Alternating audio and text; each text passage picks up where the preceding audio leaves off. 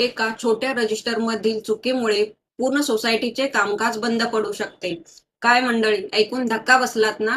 पण तुम्ही अगदी बरोबर ऐकलं. जर तुमच्या सोसायटीमध्ये स्टॅट्युटरी रेकॉर्ड्समध्ये चुका असतील तर ही वेळ तुमच्यावरती येऊ शकते. म्हणून सोसायटीमध्ये स्टॅट्युटरी रेकॉर्ड्स व्यवस्थित ठेवणे आवश्यक आहे.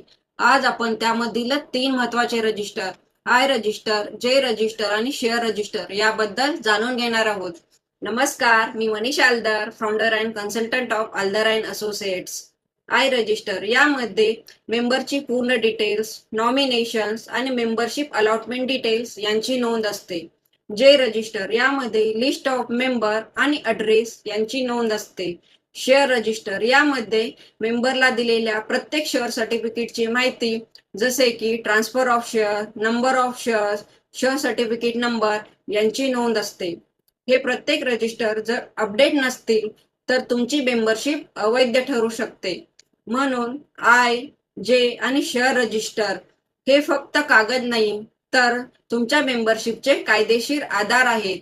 प्रॉब्लेम छोटा असो किंवा मोठा असो, सोल्युशन योग्य असणं महत्वाचं आहे आणि याचसाठी आल्दर अँड असोसिएटला नक्की फॉलो करा. धन्यवाद.